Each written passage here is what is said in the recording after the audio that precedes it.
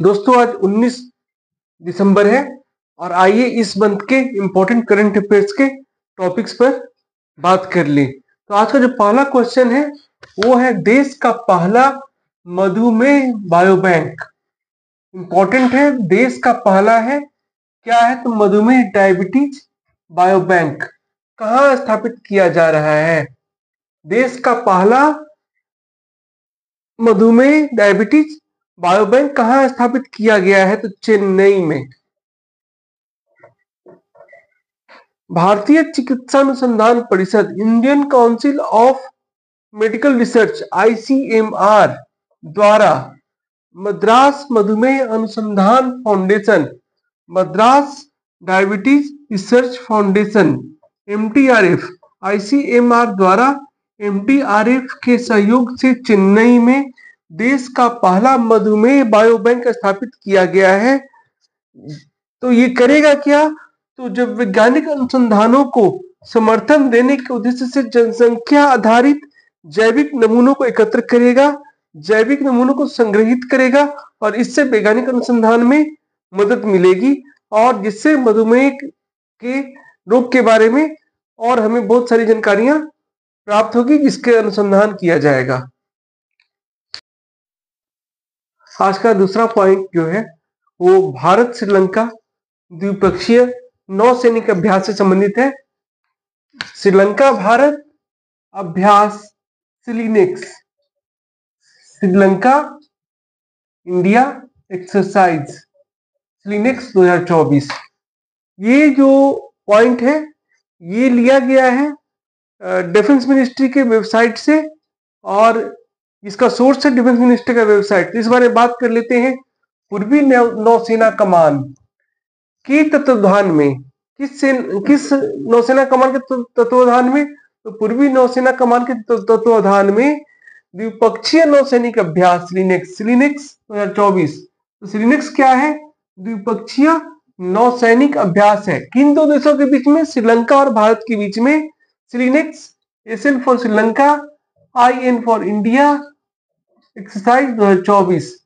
श्रीलंका भारत अभ्यास कब से कब तक चलेगा, तो 17 से 20 दिसंबर 2024 तक विशाखापत्तनम में आयोजित किया जाएगा।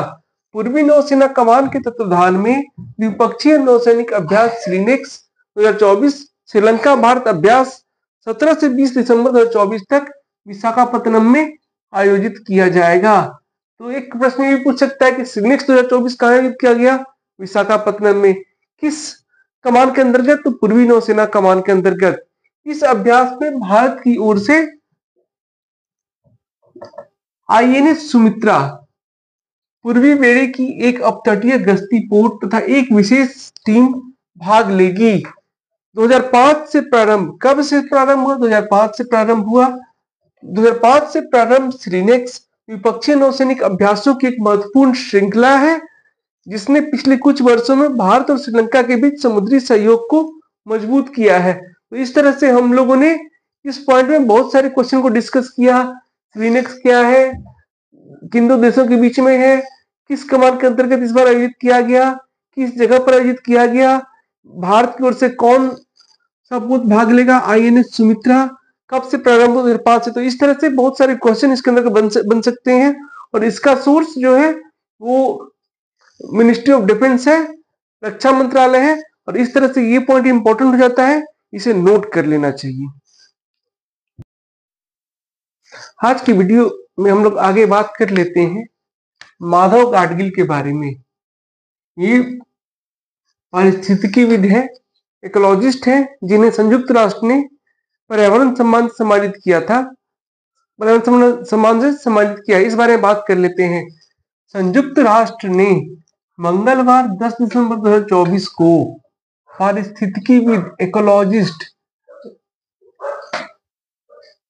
जो परिस्थिति का अध्ययन करते हैं, किसी वन क्षेत्र या किसी क्षेत्र का अध्ययन करते हैं और अपनी उसके पर्यावरण को बनाए रखने के लिए, संरक्षण के लिए अपना बात कहते हैं या अपना रिपोर्ट समर्पित करते हैं, पारिस्थितिकीविद कहलाते हैं। तो संयुक्त राष्ट्र ने मंगलवार 10 दिसंबर 2024 को पारिस्थितिकीविद माधव गाडगिल को वैश्विक जैव विविधता हॉटस्पॉट को वैश्विक जैव विविधता हॉटस्पॉट पश्चिमी घाट में उनके मौलिक कार्य के लिए वार्षिक चैंपियंस ऑफ द अर्थ पुरस्कार से सम्मानित किया।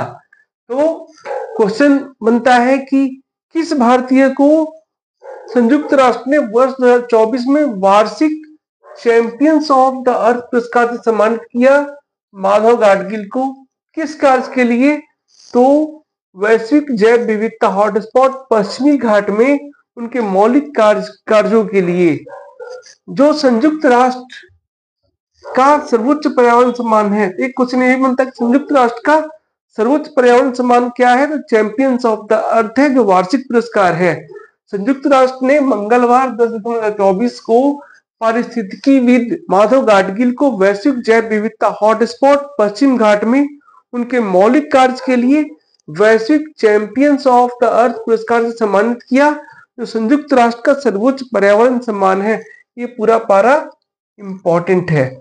इसके बाद आगे बात कर लेते हैं।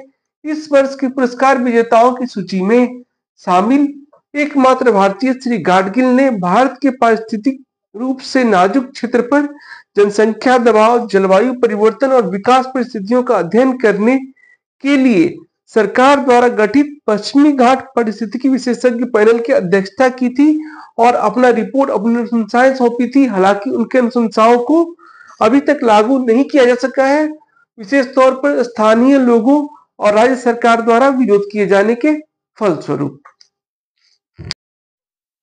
आज का नेक्स्ट क्वेश्चन है राष्ट्रीय ऊर्जा संरक्षण दिवस। ये कीवर्ड है राष्ट्रीय ऊर्जा संरक्षण दिवस कब मनाया जाता है, किस तारीख को मनाया जाता है? तो 14 दिसंबर को। प्रत्येक वर्ष 14 दिसंबर को राष्ट्रीय ऊर्जा संरक्षण दिवस मनाया जाता है और इस वर्ष भी 14 दिसंबर 2024 को राष्ट्रीय ऊर्जा संरक्षण दिवस मनाया गया। तो प्रत्येक वर्ष 14 दिसंबर को राष्ट्रीय ऊर्जा संरक्षण दिवस के रूप में मनाया जाता है। वर्ष 1991 से प्रारंभ इस दिवस को विद्युत मंत्रालय के तहत ऊर्जा दक्षता ब्यूरो द्वारा मनाया जाता है। किसके द्वारा मनाया जाता है? विद्युत मंत्रालय के तहत ऊर्जा दक्षता ब्यूरो द्वारा मनाया जाता है 14 दिसंबर को राष्ट्रीय ऊर्जा संरक्षण दिवस। इस वर्ष इस दिवस का थीम था सस्टेनेबिलिटी को बढ़ावा देना, हर वाट मायने रखता है। तो डेट इंपॉर्टेंट हो जाता है, किसके द्वारा मनाया जाता है, किसके सहयोग से मनाया जाता है, ये इंपॉर्टेंट हो गया और थीम इंपॉर्टेंट हो जाता है। ये तीनों चीज इंपॉर्टेंट है। डेट किसके द्वारा मनाया जाता है और इस वर्ष का थीम क्या है? सस्टेनेबिलिटी को बढ़ावा देना, हर बार मायने रखता है। इसके अलावा उद्देश्य भी इंपॉर्टेंट है। इसका उद्देश्य क्या है? लोगों को ग्लोबल वार्मिंग और जलवायु परिवर्तन क्लाइमेट चेंज के बारे में जागरूक करना और ऊर्जा संरक्षण के विभिन्न उपायों को या ऊर्जा के विभिन्न स्रोतों को बचाना, लोगों को बचाने के लिए प्रेरित करना। ये इसका उद्देश्य था। ग्लोबल वार्मिंग और जलवायु परिवर्तन के बारे में लोगों को जागरूक करते हुए ऊर्जा संरक्षण और ऊर्जा के विभिन्न स्रोतों को बचाने के लिए लोगों को प्रेरित करना, लोगों को जागरूक करना।